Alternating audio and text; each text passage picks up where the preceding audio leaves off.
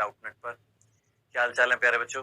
हम यहाँ पर बात कर रहे हैं बेटा, हमारा अध्याय चल रहा है जैव प्रौद्योगिकी सिद्धांत और प्रक्रम। ये चैप्टर आज हम समाप्त करेंगे, इस चैप्टर को आज हम खत्म करेंगे और आज हमारा वही टॉपिक लास्ट ही है बेटा। ये एक्चुअली टॉपिक ही लास्ट था इस चैप्टर का।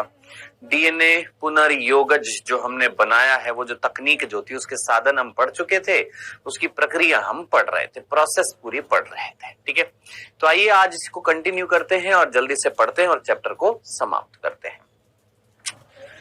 डीएनए पुनर्योगज तकनीक की ये जो प्रक्रिया जो थी, इसमें चरण थे, मैंने आपको बोला था 7 स्टेप्स हैं, 7 चरण हैं। जिसमें सबसे पहला चरण जो था बेटा, 7 चरणों में सबसे पहला चरण था क्या, हमने डीएनए का विलगन करना है, उसको पृथक करना है। ये हम लोगों ने पढ़ लिया था कि भैया हमारे पास एक कोशिका है, उस कोशिका में से डीएनए को निकालना है ना। क्या इस्तेमाल किया था, मेरे ख्याल से कई बार रिपीट कर दिया है, बार बार रिपीट करूंगा तो शोभा नहीं दे रहा मेरे को भी। आई थिंक ये चीज समझ में आ गई होगी कि भैया जिस डीएनए की कॉपीज बनानी है या जिस डीएनए को परपोषी कोशिका में डालना है, जो हमारा जो पैसेंजर डीएनए है, जो यात्री डीएनए है, जो ऐच्छिक डीएनए है, जो वांछित डीएनए है, यही नाम दिए थे ना, उसको हमें निकालना है। निकालने के लिए भाई साहब हमने एंजाइमों का उपयोग किया था, सीधी सी बात है। कोशिका को तोड़ ताड़ दिया और डीएनए प्राप्त कर लिया। डीएनए को अविक्षेपित कर दिया था चिल्ड एथेनॉल से, बिल्कुल ठंडी एथेनॉल से है।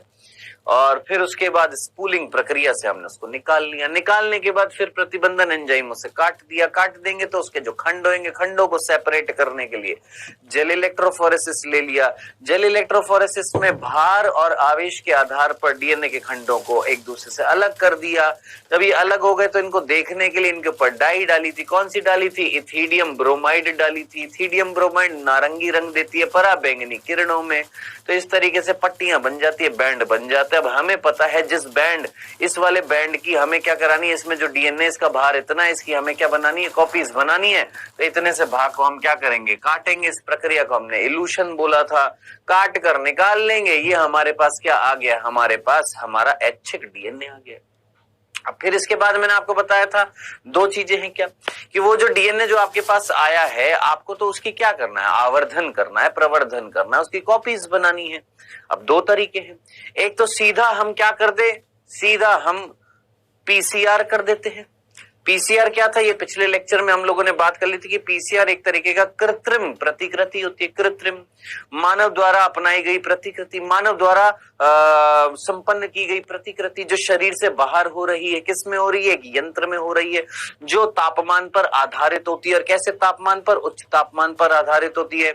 हाई टेम्परेचर पर करने के लिए जो एंजाइम डीएनए पॉलीमरेज तो काम नहीं करता है, तो उसकी जगह कोई दूसरा एंजाइम यूज में लिया। कौन सा? टैग पॉलीमरेज यूज में लिया। टैग पॉलीमरेज किससे मिला था बेटा जी? ये हमको मिला था थर्मस एक्वेटिकस बैक्टीरिया से मिला था, जिसकी मदद से हमने प्रतिकृति कराई थी। अब ये जो पीसीआर प्रक्रिया जो थी, ये 3 चरणों में हुई थी, जिसकी खोज कैरी म्यूलिस ने 1983 में करी थी। ये करने के लिए जो ट्यूब यूज में ली जाती है, एपेंड्रॉफ ट्यूब होती है। इस प्रक्रिया के 3 चरण थे। कौन कौन से 3 चरण थे? Denaturation, annealing, extension. डीनेचुरेशन को हमने बोला क्या? निष्क्रियकरण।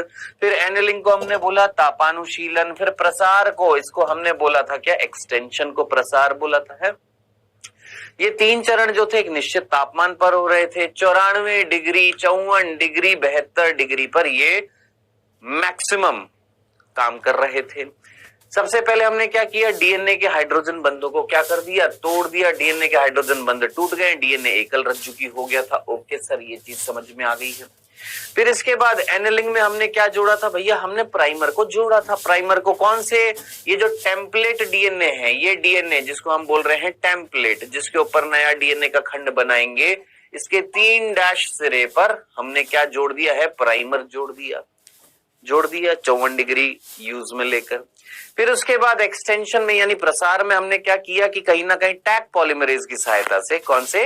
टैग पॉलीमरेज की सहायता से हमने आगे की तरफ निर्माण कर दिया। किसका? नए डीएनए खंड का क्या कर दिया? निर्माण कर दिया। तो इस तरीके से ये बेटा हमने एक डीएनए से 2 डीएनए, ऐसे 2 से 4, 4 से 8, इस तरीके से हम क्या करते जाएंगे। हमारा जो डीएनए जो है उसका हम आवर्धन करा सकते हैं, उसका हम प्रवर्धन करा रहे हैं, हम उसका एम्प्लीफिकेशन करा रहे हैं, हम उसको बढ़ा रहे हैं, यानी कुल मिलाकर हम उसकी क्लोनिंग करा रहे हैं, हम उसकी प्रतिकृति करा रहे हैं। तो एक तरीका तो ये है क्या कि जो आपके पास डीएनए आ चुका है, उस डीएनए की अगर आपको प्रतिकृति करानी है तो तीसरे चरण पीसीआर का इस्तेमाल कर सकते हैं। ओके सर, लेकिन सर हमारे पास कोई और तरीका भी है क्या? यस, मैंने कहा एक पुराना तरीका भी है, जिसमें हम क्या करते हैं, जिसमें हम डीएनए खंड को वाहक के साथ जोड़ते हैं। डीएनए खंड को किसके साथ जोड़ देते हैं? वाहक के साथ जोड़ देते हैं, है ना। और उस डीएनए खंड को वाहक के साथ जोड़कर वाहक की मदद से परपोषी कोशिका में डाल देते हैं। फिर वो परपोषी कोशिका को पोषण दे देते हैं, परपोषी कोशिका की संख्या बढ़ती है तो हमारा जो पुनर्योगज डीएनए बना है उसकी संख्या बढ़ जाएगी। एक तरीका ये भी है। अब बात आ रही है कि हमें किसमें भेजना है? सर हमें परपोषी कोशिका में भेजना है। किसका सहारा लिया? सर हमने वाहक का सहारा लिया। क्या बिना वाहक के भी भेज सकते हैं क्या? सोचो, क्या बिना वाहक के भी भेज सकते हैं? तो यस, हम यहाँ पर जो पुनर्योजक डीएनए है या हमारा जो जीन जो है या हमारा जो यात्री डीएनए है जिसकी हमें कॉपीज बनानी है दोस्त, हम उसको या तो वेक्टर के द्वारा भेज सकते हैं या तो वेक्टर के द्वारा भेज सकते हैं। ये मैंने आपको इसी तरीके से दिखाया था। या तो वेक्टर के द्वारा स्थानांतरित कर सकते हैं, है ना, वेक्टर के द्वारा जीन का स्थानांतरण कर सकते हैं, या वेक्टर के बिना भी जीन का क्या कर सकते हैं? स्थानांतरण कर सकते हैं। आई होप ये चीज समझ में आ गई होगी। तो ये दोनों तरीके हैं, ठीक है। अब देखिए इसको इंग्लिश में क्या बोल रखा है, वेक्टर के द्वारा जीन का स्थानांतरण, यानी आप डायरेक्टली जीन कोशिका में डाल रहे हो क्या? फील कर, ये मेरा एक जीन है और ये कोशिका है, इस जीन को मैं कोशिका में डाल सकता हूं? नहीं सर, मतलब डाल सकता हूं, हां डाल तो सकते हो। देखो आपको कराना क्या है, फील करते, इसको समझते। देखो यहां पर देखो, ये एक कोशिका है ना, और ये हमारा जीन है दोस्त। समझ, मुझे इस जीन की कॉपीज बनानी है, मुझे इस जीन की कॉपीज बनानी है। अब कैसे बनाऊं? एक तरीका है कि मान लो मैं इस जीन को किसी वाहक के साथ जोड़कर एक पुनर्योगज डीएनए बना दूं।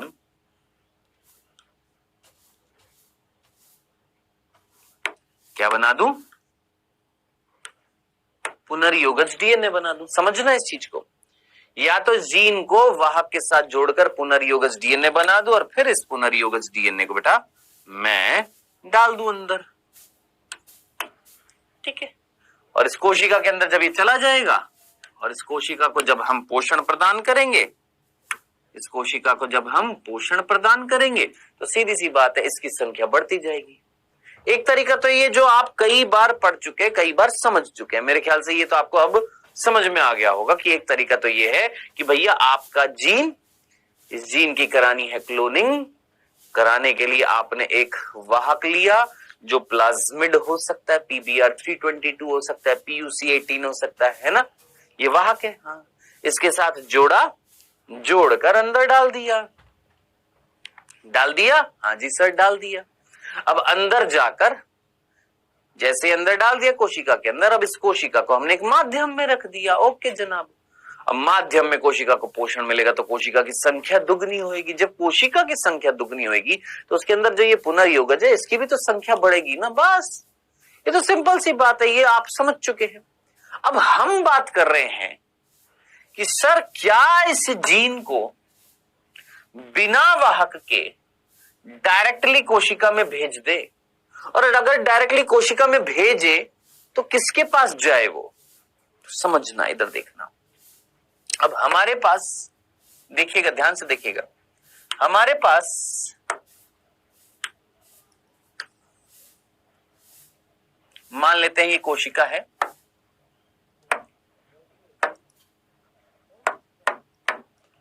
हमारे पास मान लेते हैं ये वाली कोशिका है, ठीक है।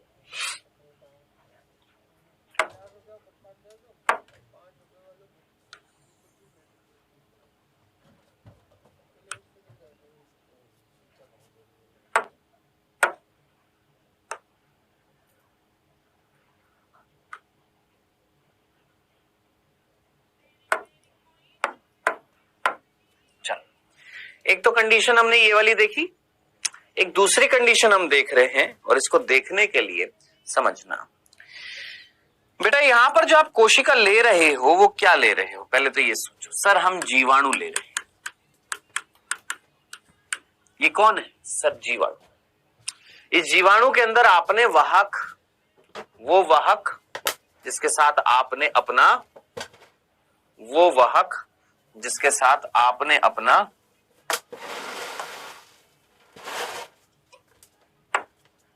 वांछित जीन जोड़ दिया। ये वांछित जीन कौन है बेटा? ये वांछित जीन है। इस वांछित जीन को आपने वाहक के साथ जोड़ दिया। ये वांछित जीन है, अरे यार ये वांछित जीन है, ये वांछित जीन है। इस वांछित जीन को वाहक के साथ जोड़ा, पुनर्योगज बन गया, कोशिका के अंदर डाल दिया। किसमें? जीवाणु कोशिका में। अब जीवाणु कोशिका में क्या उसका मुख्य आनुवांशिक पदार्थ नहीं होता है? हाँ सर वो भी होता है, लेकिन मुख्य आनुवांशिक पदार्थ से लेना देना नहीं है, अपनी संख्या को बढ़ाता रहता है ना। चलो अब मैं आपसे कह रहा हूं दोस्त ये भी तो एक जीवाणु है। हाँ सर मान लेते हैं ये एक जीवाणु है। ध्यान से सुनना जो चीज कंसेप्ट समझाने वाला, ये जीवाणु है। हाँ जी सर ये जीवाणु है। और इस जीवाणु के अंदर ध्यान से देखना, इस जीवाणु के अंदर क्या इसका खुद का आनुवांशिक पदार्थ है? हाँ सर खुद का आनुवांशिक पदार्थ था। हाँ जी सर ये खुद का इसका आनुवांशिक पदार्थ है कि नहीं है? है ना, मुख्य आनुवांशिक पदार्थ है कि नहीं है? यस सर इस जीवाणु का ये मुख्य आनुवांशिक पदार्थ है, मुख्य आनुवांशिक पदार्थ है। बस यही कंसेप्ट है जो समझना है, जो मैक्सिमम बच्चों को समझ में नहीं आता है। ये जीवाणु का मुख्य आनुवांशिक पदार्थ है। हाँ है ना। और ये मुख्य आनुवांशिक पदार्थ भी तो रेप्लिकेशन नहीं करता। सोच, दिमाग लगा। हर कोशिका के अंदर उसका मेन जेनेटिक मटेरियल जो होता है, देख मेरी कोशिका के अंदर जो मेरा जेनेटिक मटेरियल है क्या वो रेप्लिकेशन नहीं करेगा? सोच, एक बुद्धि का इस्तेमाल करके सोच। जितने भी बालक है सोचो, जितने भी बालिकाएं सोचो कि जो मेरी कोशिकाएं हैं, आपकी कोशिकाएं, इन कोशिकाओं के अंदर जो जेनेटिक मटेरियल है क्या वो रेप्लिकेशन नहीं करता? करता है ना। तो क्या इस जीवाणु की, क्या ये जो जीवाणु जो है, इस जीवाणु कोशिका का ये कलर बेटर है। हाँ, क्या इस जीवाणु कोशिका का, क्या इस जीवाणु, ये जीवाणु कोशिका का ये जो मुख्य आनुवांशिक पदार्थ है क्या ये रेप्लिकेशन नहीं करेगा? करेगा। कनेक्ट कर, मेरी कोशिका के अंदर जो जेनेटिक मटेरियल है रेप्लिकेशन करता है? Yes sir. बिना रेप्लिकेशन के तो ऑब्वियस सी बात है वो कोशिका नष्ट हो जाएगी। डीएनए, भाई डीएनए अगर रेप्लिकेशन नहीं करेगा तो कोशिका नष्ट हो जाएगी, क्योंकि डीएनए ही तो होता है जो सारे कार्यों को नियंत्रित करता है। तो फील करो, कनेक्ट करो, कहना क्या चाह रहा हूं, हर कोशिका का आनुवांशिक पदार्थ क्या करता है? रेप्लिकेशन करता है। ओके सर ठीक है, समझ में आ गया।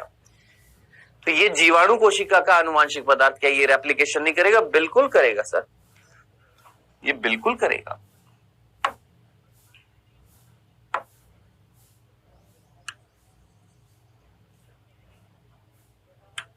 बिल्कुल करेगा। क्या करेगा? ये रेप्लिकेशन। अब मुझे बताओ, अगर ये रेप्लिकेशन करेगा यानी ये प्रतिकृति करेगा तो इसके अंदर ORI स्थल नहीं होगा। मैं सारे दिमाग के धागे खोल के रख दूंगा अगर आप समझ गए तो। क्या इसमें ORI नहीं होगा? चैप्टर पढ़े हुए वंशागति का आणविक आधार, सिंपल से कंसेप्ट जो मैं बोल रहा हूं उसको फील करना है, कनेक्ट करना है, समझना है। मैंने तुमसे बोला देख मेरी कोशिका के अंदर जेनेटिक मटेरियल है, तुमने बोला हाँ जी सर है। क्या वो रेप्लिकेशन कर रहा है? हाँ जी सर कर रहा है। मैंने बोला ये कौन सी कोशिका? तुमने बोला जीवाणु कोशिका। क्या इसके अंदर आनुवांशिक पदार्थ रेप्लिकेशन कर रहा है? हाँ कर रहा है। मेरी कोशिका का आनुवंशिक पदार्थ रेप्लिकेशन कर रहा है, इसकी कोशिका का आनुवंशिक पदार्थ रेप्लिकेशन कर रहा है। रेप्लिकेशन करने के लिए कहीं ना कहीं ओआरआई स्थल होता है, हाँ होता है। तो मेरी कोशिका के अंदर ओआरआई स्थल नहीं था ना, जेनेटिक मटेरियल में ओआरआई था ना, प्रतिकृति पड़ी थी, था ना, यहाँ पर भी होएगा ना ओआरआई स्थल, बिल्कुल होएगा। अब आप मुझे बताएंगे, दिमाग लगाएंगे, क्या मैं इस, ध्यान से देखना, क्या मैं इस वांछित जीन को डायरेक्टली अगर यहां पर लाकर जोड़कर रख दूं, यहां पर ला दूं, सीधा उठाकर पटक दूं, सीधा उठाकर डाल दिया इसके अंदर, बिना किसी वाहक के, बिना किसी वाहक के, वाहक का इस्तेमाल ही नहीं किया। क्या बोला हमने वाहक का इस्तेमाल नहीं किया, किसी वाहक का इस्तेमाल नहीं किया, सीधा उठाकर अंदर डाल दिया। तो जरा सोचिए, ये जो वांछित जीन अगर हमारे जेनेटिक मटेरियल से जाकर जुड़ गया तो ये जेनेटिक मटेरियल भी तो रेप्लिकेशन करेगा, और अगर ये रेप्लिकेशन करेगा तो हमारा वांछित जीन का रेप्लिकेशन नहीं हो जाएगा? यस सर, हो जाएगा, बिल्कुल हो जाएगा। तो भाई साहब जरा सोचिए, क्या इस प्रोसेस में आपको ये चीज समझ में आई कि आप अपने वांछित जीन को वेक्टर की सहायता से भी डाल सकते हो, बिना वेक्टर के भी डाल सकते हो, यानी वाहक के द्वारा भी स्थानांतरित कर सकते हो, बिना वाहक के भी स्थानांतरित कर सकते हो। तो यहां पर ये जो वर्ड जो था ना, जरा अंग्रेजी में पढ़ना, जरा अंग्रेजी में पढ़िएगा इस वर्ड को, इंग्लिश के वर्ड को। यहां पर इंग्लिश का ये वर्ड पढ़िए, क्या लिखा हुआ है? Indirect method through vector. Direct method, इस वर्ड का मीनिंग जरा सोचो, इनडायरेक्ट और डायरेक्ट। इनडायरेक्ट और डायरेक्ट, डायरेक्ट को हिंदी में बोलेंगे प्रत्यक्ष और इनडायरेक्ट को बोलते हैं अप्रत्यक्ष। अब आप खुद सोचिए, इन दोनों कंडीशंस में कौन सी कंडीशन में आप प्रत्यक्ष रूप से सीधा सीधा डायरेक्टली जीन को भेज रहे हो? सर ये वाला तरीका जिसमें आप सीधा जीन को उठाकर कोशिका के अंदर डाल दिए। अब आप पूछेंगे कैसे डाले, वो अभी मैं आपको बताऊंगा। 5 तरीके हैं यहां पर, 5 तरीके हैं कि बिना वेक्टर के जीन का स्थानांतरण जो उसके 5 तरीके हैं, वो मैं अभी बताऊंगा कैसे होता है, कि ये जीन का स्थानांतरण कैसे होएगा वो मैं अभी बताऊंगा। लेकिन मेन जो चीज थी वो प्रिंसिपल समझना था, सिद्धांत समझना था कि अगर मैं सीधा वांछित जीन को बिना वाहक के सीधा डाल दूं तो ये प्रक्रिया डायरेक्ट मेथड कहलाएगी कि इनडायरेक्ट कहलाएगी? डायरेक्ट कहलाएगी ना। तो ये प्रक्रिया क्या कहलाएगी? प्रत्यक्ष जीन स्थानांतरण। प्रत्यक्ष जीन स्थानांतरण। लेकिन अगर आप डायरेक्टली नहीं भेज रहे, अगर आप इस वांछित जीन को डायरेक्टली नहीं भेज रहे इस कोशिका में, आप किसी की मदद लेकर भेज रहे हो, तो इस प्रक्रिया को मैं क्या बोलूंगा? अप्रत्यक्ष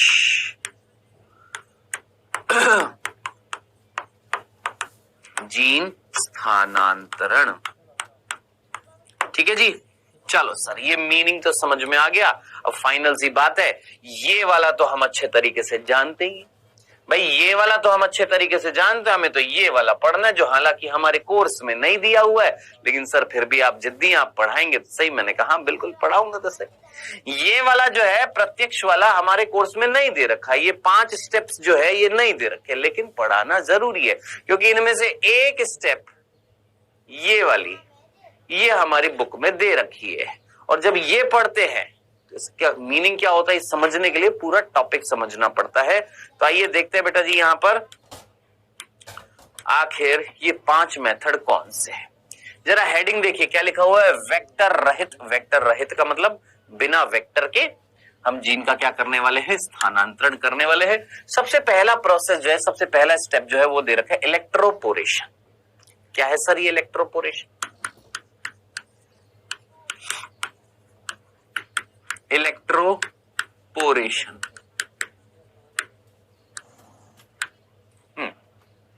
सर हिंदी में क्या बोलेंगे? जरूरत ही नहीं है आपको हिंदी में इसको पढ़ने की या इस चीज को समझने की। मतलब इस वर्ड को हिंदी में जरूरी नहीं है, मेन चीज है इस चीज को समझ लो, याद रह जाए तो ठीक है, नहीं याद रहे तो छोड़ देना। बस मैं साफ साफ बोल रहा हूं, अगर ये चीज याद ना हो छोड़ देना, लेकिन जितना ज्यादा चीजों को सीखोगे उतना ज्यादा मेंटल एबिलिटी डेवलप होती है।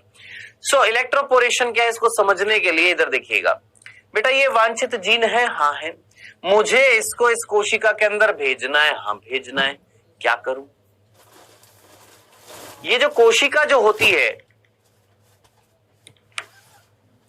ध्यान से देखिएगा, कोशिकाएं जो होती है बेटा,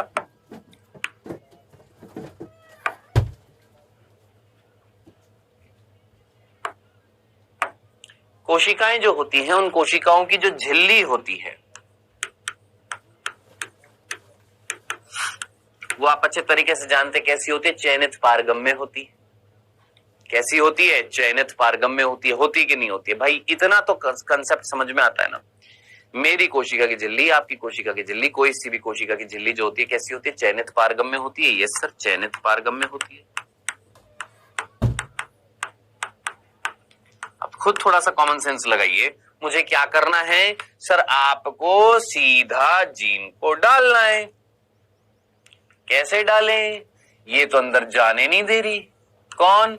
ये जो आपकी झिल्ली है, कौन सी? ये वाली, ये झिल्ली चयनित पारगम्य चयन करती है ना, किसको जाने देना किसको नहीं, ये जाने नहीं दे रही। अब क्या करें?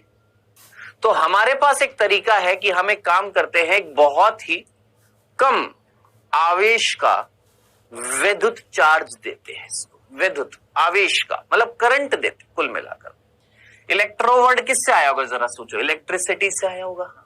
हमने इसको करंट दिया, इस कोशिका को मामूली सी वैल्यू का, वोल्टेज का करंट दिया। अब इतना करंट दिया, इतनी मात्रा में करंट दिया, इतनी मात्रा में करंट दिया बेटा कि छेद हो गए। क्या हो गए? छेद पैदा हो गए। किसमें छेद पैदा हो गए? कोशिका झिल्ली में। अब ऑब्वियस सी बात है, कोशिका झिल्ली में अगर छेद पैदा हो जाएंगे, कोशिका झिल्ली में अगर छेद पैदा हो जाएंगे तो कहीं ना कहीं बाहरी जीन को हम अंदर भेज सकते हैं। बिल्कुल भेज सकते हैं।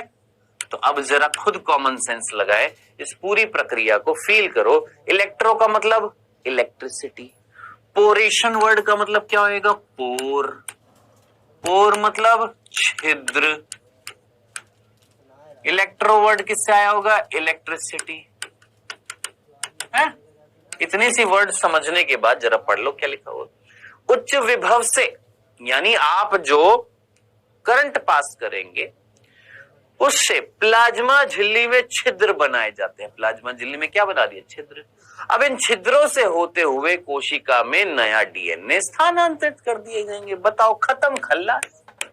सीधी सी बात थी, समझ में आया? पहला तरीका सीधा, करंट दो, छेद करो, छेदों से अंदर डीएनए छोड़ दो, खत्म। ये था पहला तरीका। चलिए दूसरा तरीका बेटा, दूसरा तरीका है केमिकल मेथड, रासायनिक।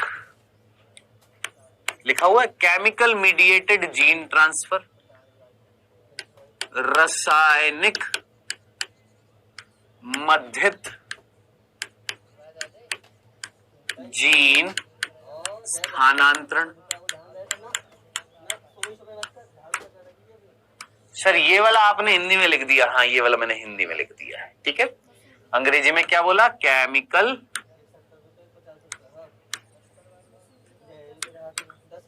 मीडिएटेड जीन ट्रांसफर, ठीक है। अब देखिए इस स्टेप में क्या करेंगे, इस स्टेप को समझने के लिए, इस स्टेप को समझने के लिए आपको पहले तो इस वर्ड का मीनिंग समझना पड़ेगा। रासायनिक मध्यस्थ, मध्यस्थ मतलब किसी का सहारा लेना, यानी आप कुछ रसायनों का सहारा लेकर जीन का स्थानांतरण कर रहे हैं। मतलब आइए फील करते हैं। वही सेम टू सेम कंडीशन, ये कोशिका और ये कोशिका की कोशिका झिल्ली है, ये कोशिका की कोशिका झिल्ली है जो अंदर जाने नहीं देती है किसको, हमारे जीन को। हमारा जीन ये रहा और हमें जीन को अंदर भेजना है। किसके पास भेजना है, इसके मुख्य आनुवांशिक पदार्थ के पास भेजना है। लेकिन ये झिल्ली जाने नहीं दे रही थी, तो हमारे पास एक तरीका था, या तो हम इस झिल्ली में छेद कर दें। क्या कर दें सर, इस झिल्ली में छेद कर दें। कैसे किए सर, इलेक्ट्रिसिटी की सहायता से, विद्युत की सहायता से। ठीक है, ठीक है, छेद कर दिए, अपना डीएनए अंदर छोड़ दिया, डाल दिया। दूसरा तरीका, अब मैं आपसे बोलूं कि मैं इस झिल्ली पर कुछ ऐसे रसायन डाल दूं, कुछ ऐसे रसायन डाल दूं, ये छिड़काव कर दिया मैंने रसायनों का, ए ओम भुड़ुम भुड़ुम भुड़ुम, क्या डाल दिए, कुछ रसायन डाल दिए। ऐसे नहीं है, समझाने के लिए। क्या डाल दिए, कुछ रसायन डाल दिए यहां पर, और वो रसायन इस झिल्ली की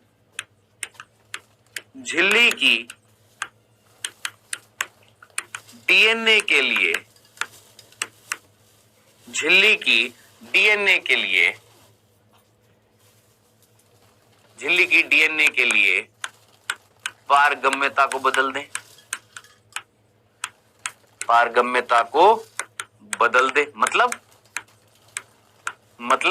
वो झिल्ली जो अभी तक पारगम्य नहीं थी, वो झिल्ली जो हमारे वांछित जीन को अंदर जाने नहीं दे रही थी, क्योंकि ये चयनात्मक पारगम्य थी। हमने बोला मान लो अगर मैं झिल्ली के ही मैंने बोला मैं इस झिल्ली की इस प्रकृति को बदल दूं, कि मैं इस झिल्ली के अंदर कुछ ऐसे रसायन डाल दूं जो इस झिल्ली को कहे कि भैया जाने दे, बाहरी जीन को जाने दे, यानी झिल्ली की पारगम्यता में चेंज कर दिया।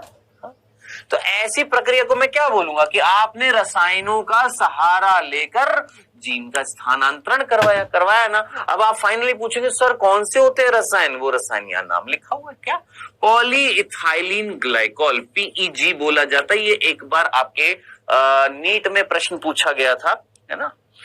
आप बोलेंगे ना सर ये क्यों पढ़ा रहे हैं, क्योंकि ये एम्स में, मेरे को याद आ रहा है अच्छे तरीके से, मेरे को याद आ रहा है शायद 2016 या 17 में ये प्रश्न पूछा गया था एम्स में। पीईजी, पॉलीइथाइलिन ग्लाइकॉल और डेक्स्ट्रन सल्फेट, पॉलीइथाइलिन ग्लाइकॉल, याद रखना बालक, भूल ना जाइएगा।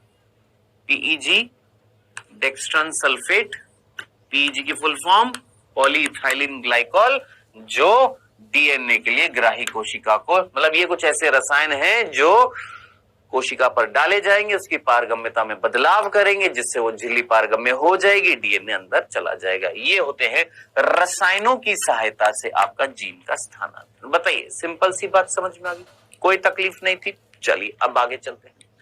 तीसरी प्रक्रिया जो है, तीसरी प्रक्रिया पढ़ते हैं। लिखा हुआ है माइक्रो इंजेक्शन।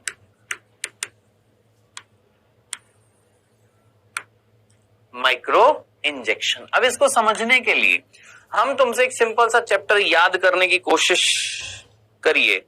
आपने एक चैप्टर पढ़ा था 12वीं कक्षा का, जिसका नाम था क्या, जनन स्वास्थ्य। कितने बच्चों को याद आ रहा है वो चैप्टर, जनन स्वास्थ्य? यस सर, याद आ रहा है। याद करिए, जनन स्वास्थ्य चैप्टर में, जनन स्वास्थ्य चैप्टर जो था उसके अंदर आपने एक टॉपिक पढ़ा था ICSI, याद आ रहा है, intracytoplasmic sperm injection. Intracytoplasmic sperm injection. Intracytoplasmic sperm injection का मतलब क्या होता है कि एक ऐसी प्रक्रिया जिसमें आप कुल मिलाकर एक अंडाणु के, याद करो ये साइटोप्लाज्म है, कौन है ये, अंडाणु है, ठीक है। इस अंडाणु के अंदर सीधा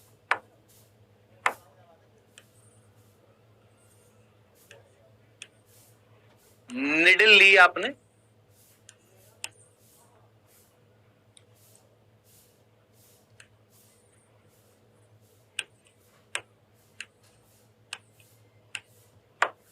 इस तरीके से निडल ली और उस निडल की सहायता से आपने अंदर छोड़ दिए क्या? शुक्राणु। क्या छोड़ दिया बेटा आपने? आपने निडली इंजेक्शन लिया और इस इंजेक्शन की सहायता से, इस इंजेक्शन की सहायता से बेटा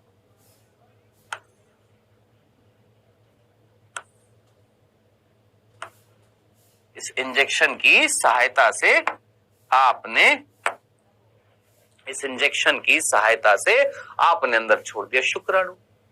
तो इंट्रा का मतलब क्या होता है सर? इंट्रा का मतलब किसी के अंदर, समझ, किसके अंदर? अंडाणु के अंदर। अंडाणु के अंदर कहां पर? उसके साइटोप्लाज्म में। क्या डाल दिया? स्पर्म शुक्राणु डाल दिया। किसके द्वारा? इंजेक्शन के द्वारा। इतनी सी बात अगर तुमको याद आ गई है दोस्त, इतनी सी बात अगर तुमको याद आ गई है दोस्त,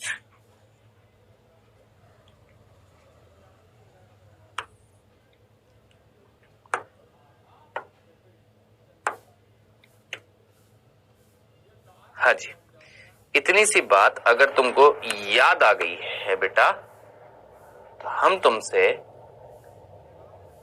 हाँ, इतनी सी बात अगर तुमको याद आ गई है बेटा, तो अब हम तुमसे एक सिंपल सी बात पूछते हैं। अगर ये बात समझ में आ गई है कि इंजेक्शन की सहायता से आपने अंडाणु के कोशिका द्रव्य में शुक्राणु छोड़ दिया था, इस प्रक्रिया को बोला था ICSI।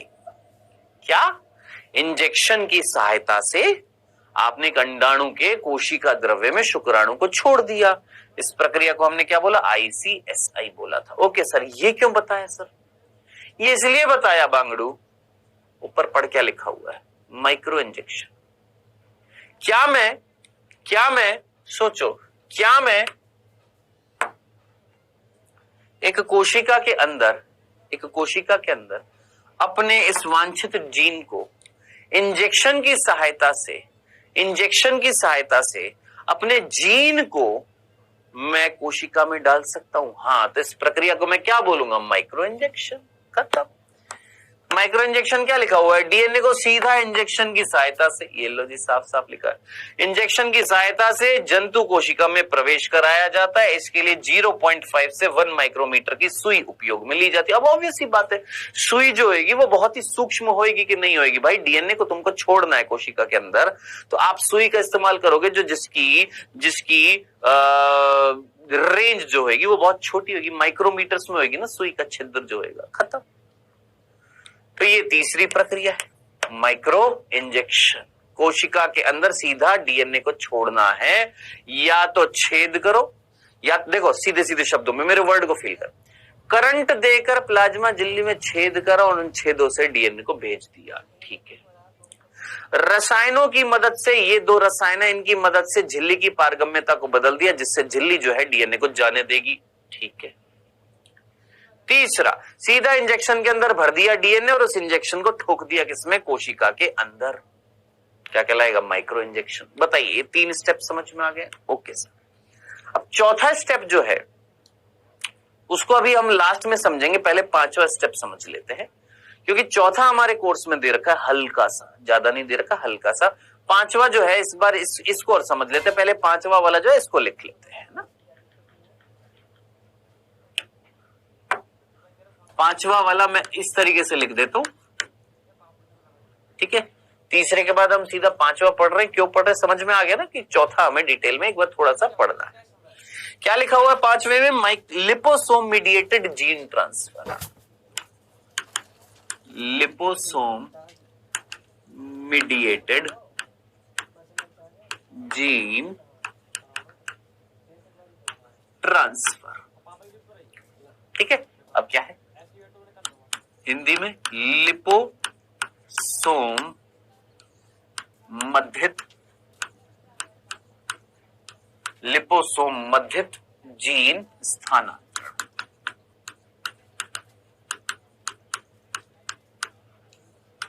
चलो जी, ये हेडिंग दे रखी है। क्या? लिपोसोम मध्यित जीन स्थानांतरण। क्या मतलब है इसका? लिपोसोम मध्यित जीन स्थानांतरण का मीनिंग क्या है? आइए समझते हैं।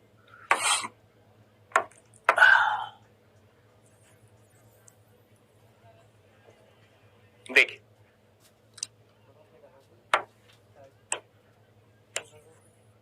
ये वही हमारी मान लेते हैं कोशिका है, ठीक है। ये हमारी कोशिका है जिसके अंदर हमें इस जीन को भेजना है, लेकिन इसकी झिल्ली जो है वो चयनित पारगम्य है। ये झिल्ली चयनित पारगम्य जाने नहीं दे रही है, ठीक है। अब एक हल्का सा चैप्टर तुम्हें एक बार और याद दिलाऊंगा, कौन सा, वही वाला नहीं, कौन सा चैप्टर था पादपों में स्थानांतरण।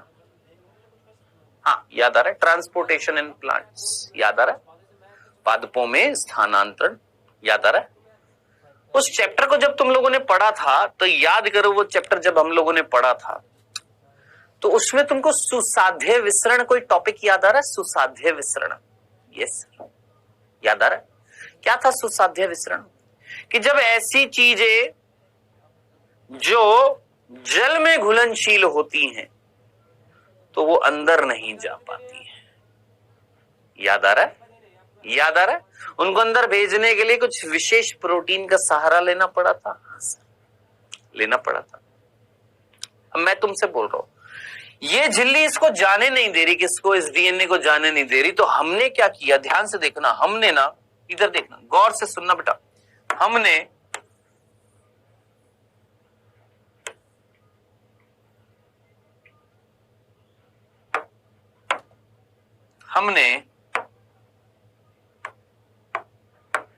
इसको एक बैग के अंदर भर दिया। इस डीएनए को हमने एक बैग के अंदर डाल दिया। ये एक गोल गोल बैग है जिसका नाम है लिपोसोम। और ये लिपोसोम का जो आवरण है, लिपोसोम जो है ये क्या होता है? एक बैग है। ये लिपोसोम का जो आवरण जो है ये बना होता है लिपिड से। आवरण किससे बना हुआ है? लिपिड से।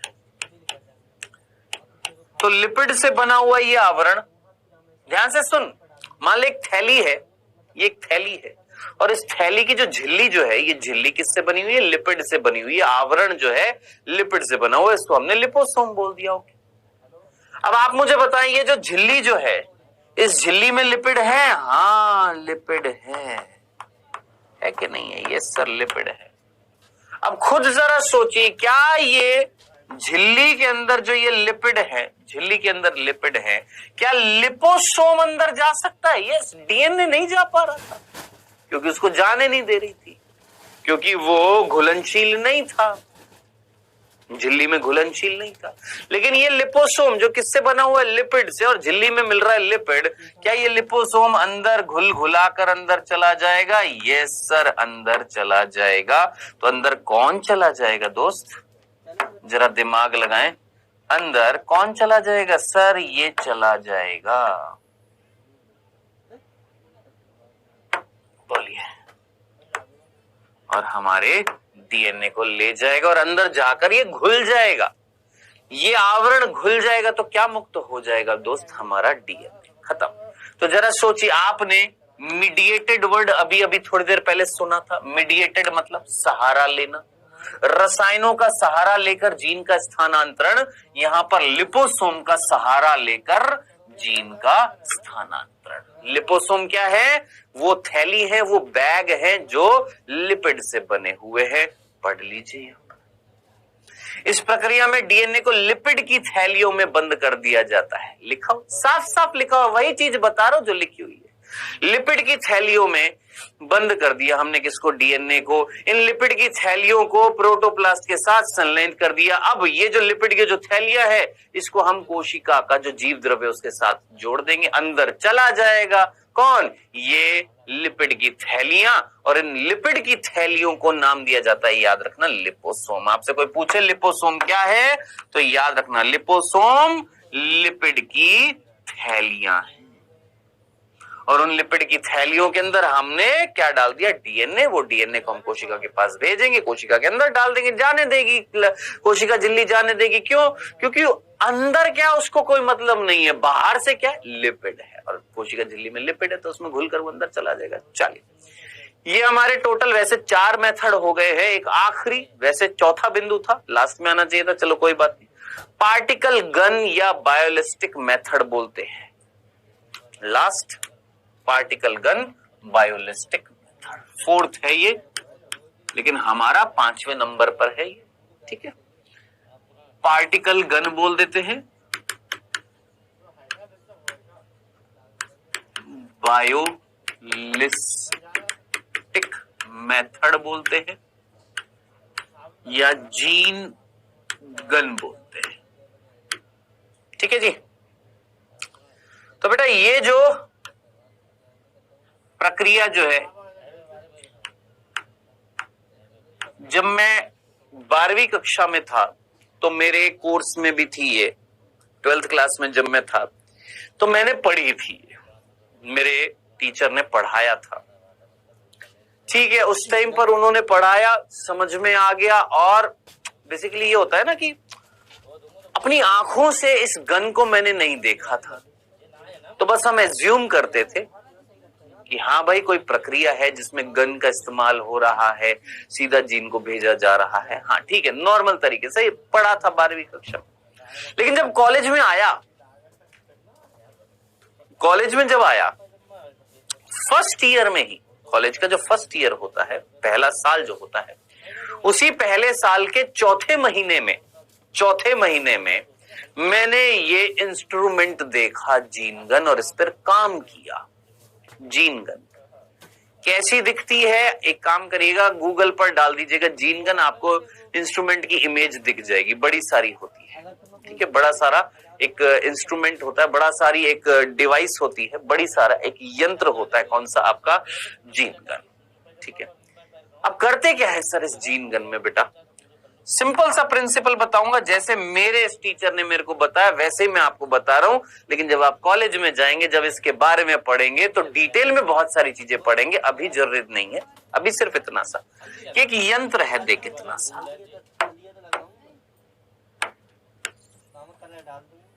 एक यंत्र है, ठीक है, और इस यंत्र में ऊपर की तरफ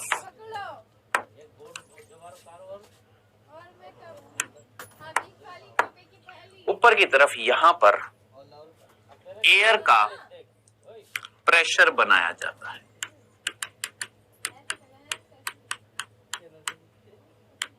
क्या बनाया जाता है? एयर का प्रेशर बनाया जाता है। अब आप बोलेंगे एयर का प्रेशर बनाया जाता है मतलब? तुमने साइकिल में हवा भरी है? हाँ सर। साइकिल के टायर में हवा भरी है? हाँ सर। तो साइकिल के टायर में जब तुम हवा भरते जाओगे तो टायर में एयर का प्रेशर नहीं बढ़ जाता? बढ़ जाता है। उसी तरीके से इस यंत्र के अंदर आप एयर भरते जाओगे तो एयर का प्रेशर डेवलप हो जाएगा। भरते जा रहे हो, एयर भरते जा रहे हो, सर ये फट नहीं जाएगा। इतनी ज्यादा एयर का प्रेशर होएगा कि बस फटने की कगार से पहले तक का, मतलब इतना ज्यादा आपका एयर प्रेशर, आपने वायु दाब यहां पर पैदा कर देते इस जगह पर। Okay sir. फिर आगे ध्यान से देखिएगा, यहां पर इस जगह पर आप ध्यान से देखिएगा, यहां पर आप अपने जीन को रखते हो। ये मान लो वो जीन है या डीएनए है ना? इन डीएनए को यहां पर रखते हो। सुनो, रुको, एक चीज क्या, ये जो वांछित डीएनए जिसको आपको कोशिका में डालना है, यही तो है ना भाई, आपको एक वांछित डीएनए को कोशिका में डालना है। हाँ सर, वांछित डीएनए को हमें कोशिका में डालना, तो ये हमारा वांछित डीएनए है, ठीक है, और इस वांछित डीएनए को हमें किस में डालना है? कोशिका में डालना है। इस वांछित डीएनए को लपेटा जाता है, इस वांछित डीएनए को लपेटा जाता है बेटा इन संरचनाओं के ऊपर। सर ये क्या है?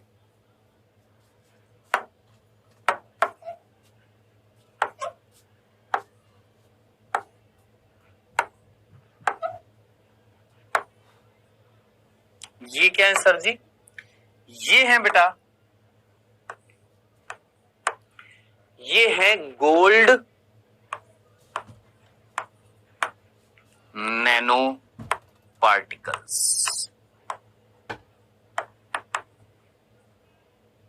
इनको बोलते हैं गोल्ड नैनो पार्टिकल्स।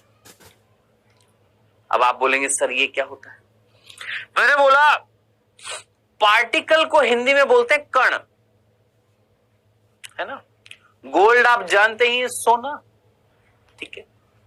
नैनो का मतलब क्या होता है मुझे जरा सोच समझकर मुझे बताया। एक होता है माइक्रो, देखो एक होता है मीटर, 1 मीटर, इतना 1 मीटर। 1 मीटर में 100 सेंटीमीटर होते हैं। 1 सेंटीमीटर में मतलब एक मीटर में 100 सेंटीमीटर होते हैं। इसी प्रकार माइक्रोमीटर होते हैं, 1 मीटर में 1000 माइक्रोमीटर है। इसी प्रकार आपका 1 मीटर में 10 लाख क्या होते हैं? माइक्रोमीटर होते हैं। ये आप जानते हैं ना भाई, माइक्रोमीटर 10 की घात -6 है। नैनोमीटर 10 की घात -9 पढ़ा हुआ है ना सभी ने नैनो।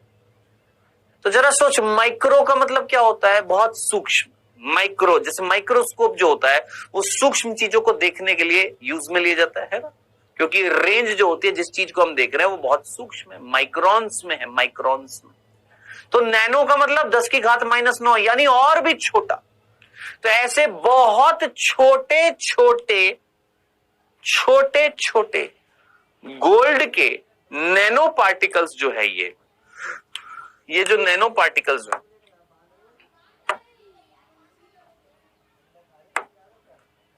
ठीक है जी, ये जो नैनो पार्टिकल्स जो है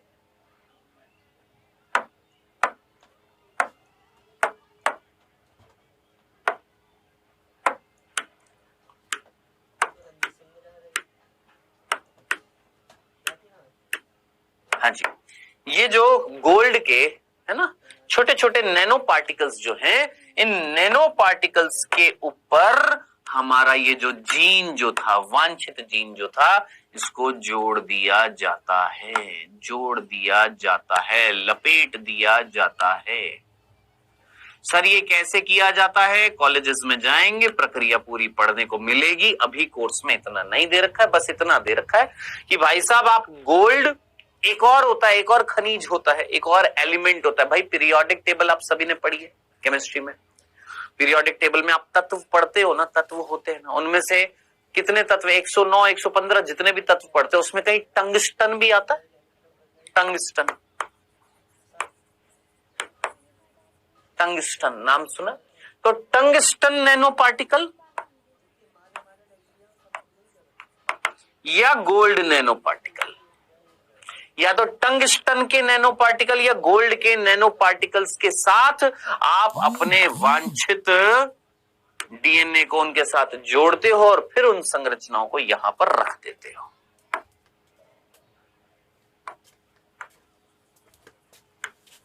ये हमारे नैनो पार्टिकल्स और उनसे जुड़ा हुआ हमारा डीएनए, ठीक है जी, ओके। अब नीचे क्या करेंगे? नीचे हम रखते हैं, ध्यान से देखिएगा, नीचे हमने प्लेट रखी हुई है और इस प्लेट में हमने रखी हुई है ऊतक।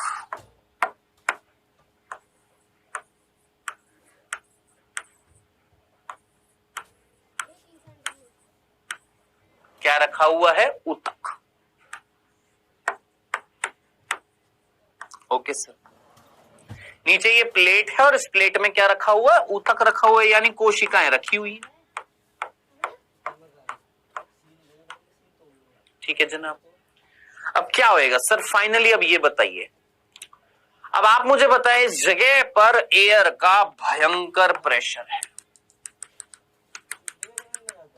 वायु का, ये वायु है दोस्त, कहीं पानी मत समझ लेना, एयर का भयंकर प्रेशर है, भयंकर प्रेशर है इस जगह पर, भरी पड़ी है एयर।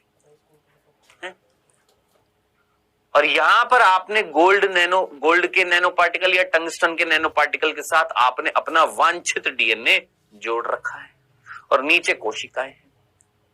बस एक बटन दबाने की देरी है।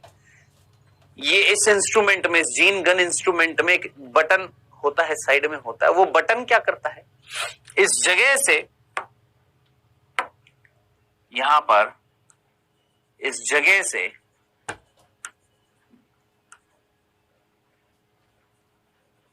इस जगह पर गेट होते, छोटे से छोटा सा दरवाजा होता है, छोटा सा।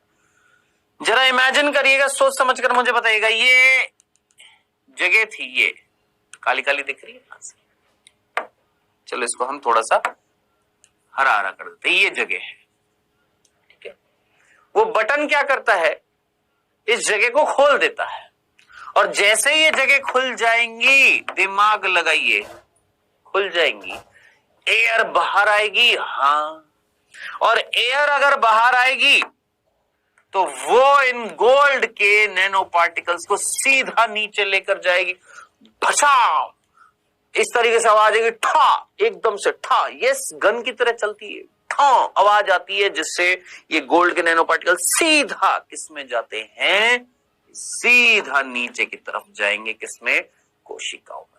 तो कोशिकाओं में क्या चले जाएंगे, ये गोल्ड या टंगस्टन के नैनो पार्टिकल्स, और अपने साथ क्या लेकर चले जाएंगे, आपके इन डीएनए को लेकर चले जाएंगे। ये प्रक्रिया क्या कहला रही है, आपकी जीन गन कहलाती है, बायोलिस्टिक मेथड कहलाता है, पार्टिकल गन मेथड कहलाता है। बस हमारे कोर्स में इससे ज्यादा और कुछ नहीं पता रखा, देखो पढ़ लो।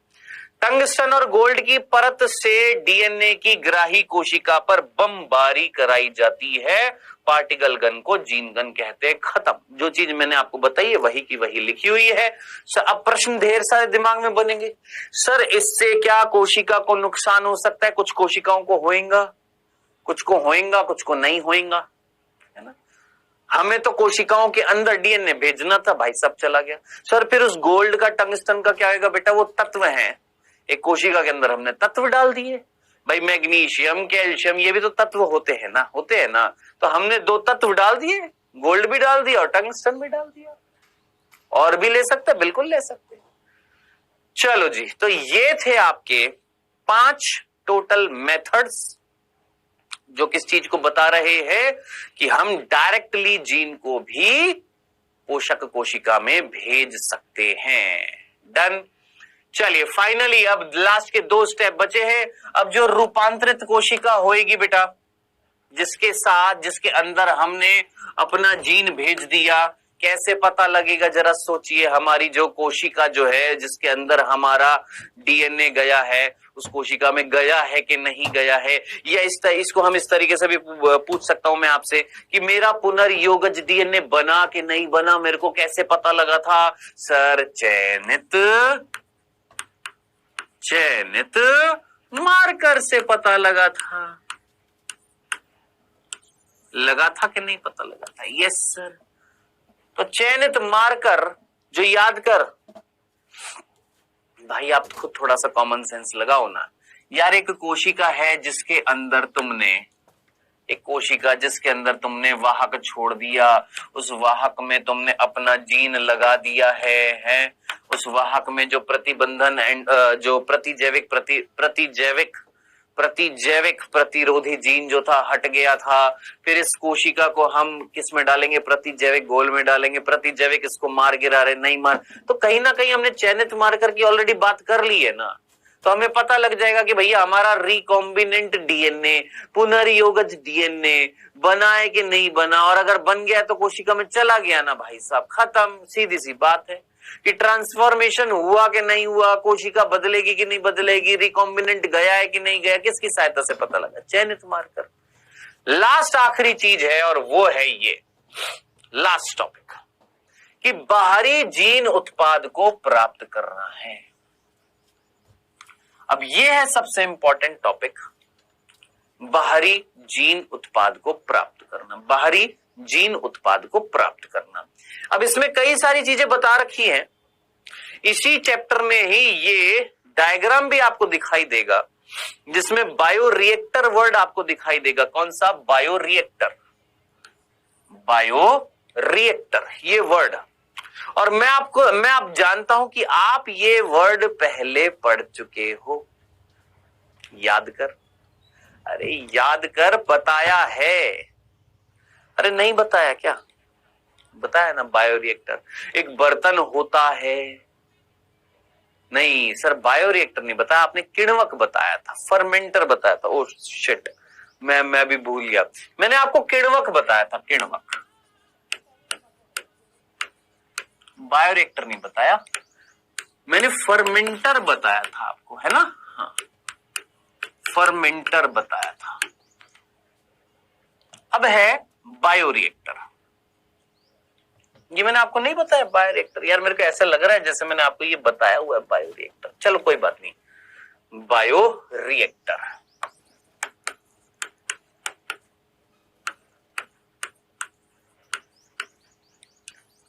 सर हिंदी में भी बायोरिएक्टर ही बोलते हैं, ठीक है?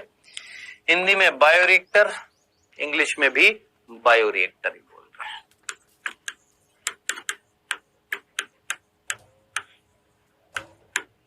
ठीक है, अब क्या है बायोरिएक्टर, कितने प्रकार के होते हैं ये बायोरिएक्टर, ये अनुप्रवाह संसाधन क्या होता है, और ये वाला जो टॉपिक है बाहरी जीन उत्पादों को प्राप्त करना, ये जो टॉपिक है ये एक्चुअली दे तो इस चैप्टर में रखे हैं, एक्चुअली इस चैप्टर में दे रखे हैं, लेकिन ये टॉपिक आपको समझ में आएगा इसका अगला जो चैप्टर है उसमें। जी हां, क्या सर? मैंने बोला कि ये जो टॉपिक है ना, 7वां बिंदु जो है बाहरी जीन उत्पाद को प्राप्त करना, फिर ये जो बायोरिएक्टर दे रखे हैं यहां पर, ये वर्ड जो दे रखे हैं, ये बायोरिएक्टर, विलोडक बायोरिएक्टर है, फिर ये अनुप्रवाह संसाधन जिसको हम इंग्लिश में बोलते हैं डाउन स्ट्रीम प्रोसेसिंग,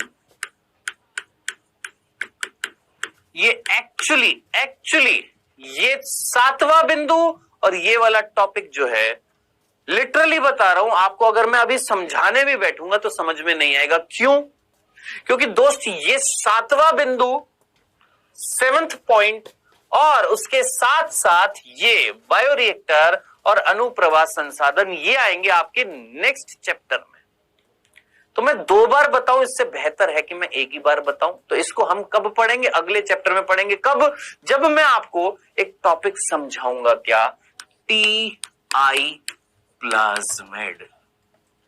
याद करो, मैंने आपको बताया था हम पढ़ेंगे अगले चैप्टर में TI प्लाज्मिड, बोला था ना? हाँ, तो हम जब अगला चैप्टर पढ़ेंगे, कौन सा? जैव प्रौद्योगिकी और उसका उपयोग, उस चैप्टर में हम ये 7वां बिंदु, ठीक है, और उसके साथ साथ ये विलोडक, ये आपका बायोरिएक्टर और अनुप्रवाह संसाधन, ये हम पढ़ेंगे।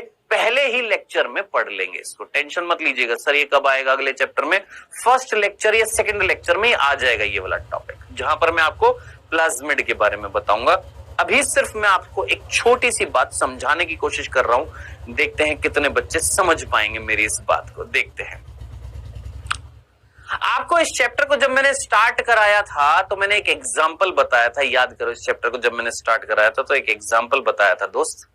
मैंने आपको बोला था इस पृथ्वी पर मैं अकेला व्यक्ति हूं जिसकी कोशिका के अंदर वो जीन है जो इंसुलिन बना रहा है।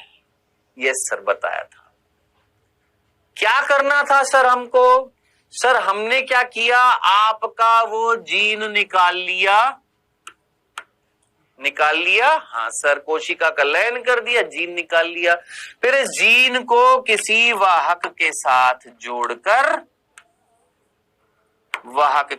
जोड़कर पुनर्योगज DNA बना दिया। मैंने कहा ठीक है। बना दिया पुनर्योगज। फिर इसको हमने एक कोशिका में डाला और कोशिका का आवर्धन करा दिया, या को हम बोलेंगे कोशिका की संख्या को बढ़ा दिया। तो हमारा वो जो जीन जो था उसकी मुझे बहुत सारी कॉपीज मिल जाएंगी। एक तरीका ये था, हाँ सर एक तरीका ये था। दूसरा तरीका इसी चैप्टर में हमने पढ़ा था कि उस जीन को हम पीसीआर के द्वारा भी उसकी बहुत सारी कॉपीज बनवा सकते हैं, ठीक है। एक और चीज हमने पढ़ी कि हो सकता है बिना वाहक के ही हम जीन को अंदर डाल दे। वाहक के द्वारा डाला था, बिना वाहक के भी डाल सकते हैं, बिल्कुल डाल सकते हैं, और अपने जीन की कॉपी। यानी कुल मिलाकर हमने क्या देखा, हमने उस वांछित जीन की कॉपीज बनते हुए देखा कि नहीं देखा। हम क्या कर रहे हैं, ठंडे दिमाग से सोच, हम करना क्या चाह रहे हैं। सर हम उस वांछित डीएनए की कॉपीज बनाना चाह रहे हैं। मैंने कहा बनाई कि नहीं बनाई, हाँ सर बनाई। या तो पीसीआर से बना दी, या हम कोशिका के अंदर डालेंगे। अब कोशिका के अंदर या तो वाहक की सहायता से डाले या बिना वाहक के डाले, ये हमने पढ़ा। फाइनली उद्देश्य क्या है, एम क्या है हमारा, सर हमें इस जीन की कॉपीज बनानी। क्यों बनानी है कॉपीज, क्या करोगे इसकी। मान लो इसकी ढेर सारी कॉपीज बन भी गई, मान लो इस जीन की ढेर सारी आपने कॉपीज बना दी, अब क्या करोगे इस कॉपीज का। अरे इन कॉपी का क्या करोगे, क्या करोगे। आपने इस जीन की बहुत सारी कॉपीज बना दी, अब आगे क्या करोगे। इतनी सारी लिपियां बना दी, आगे क्या करोगे इन कॉपीज का। भाई क्या करना चाहते हो इन कॉपीज का। ये जो करोड़ों आपने इस जीन की क्लोनिंग करके बहुत सारी कॉपी बना दी, अब करेंगे क्या, ये तो जरा सोचो। सर हम इन जीन को मनुष्य के अंदर डाल देंगे, यानी कुल मिलाकर इस जीन को, इन जीन्स को हम किस में डालेंगे। सर इन जीन्स को हम कोशिकाओं में डालेंगे। नहीं, हाँ सर इसको इसमें डाल दिया, इसको इसमें डाल दिया, इसको इसमें डाल दिया, इसको इसमें डाल दिया, है कोशिकाओं में डालेंगे। हाँ सर। अब ये जीन जब कोशिकाओं में डाले जाएंगे तो ये जीन अपने आप को अभिव्यक्त नहीं करेंगे, ये जीन प्रोटीन नहीं बनाएंगे, उत्पाद नहीं बनाएंगे, बनाएंगे ना।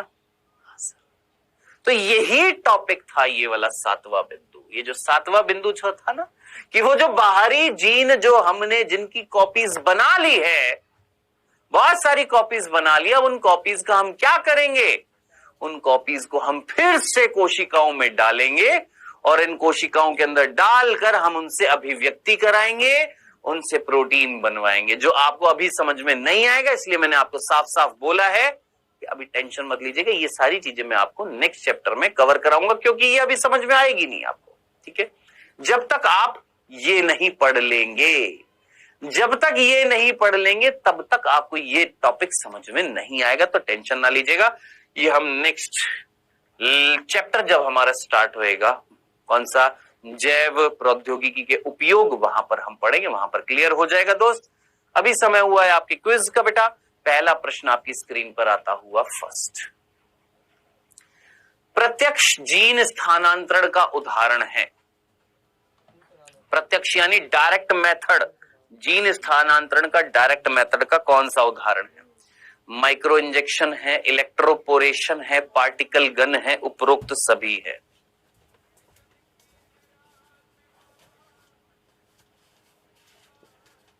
लगाइए जल्दी से। दूसरा प्रश्न, आणविक कैंची शब्द किसके लिए, किससे संबंधित है। डीएनए पॉलीमरेज का समायोजन, आरएनए पॉलीमरेज, प्रतिबंधन, एंडोन्यूक्लिएज, डीएनए लाइगेज, किससे संबंधित है आणविक कैंची। चलो जी, समय हो गया समाप्त। आइए देखते हैं बेटा। पहला था प्रत्यक्ष जीन स्थानांतरण, डायरेक्टली जीन स्थानांतरण माइक्रो इंजेक्शन से किया था, इंजेक्शन की सहायता से, हाँ किया था।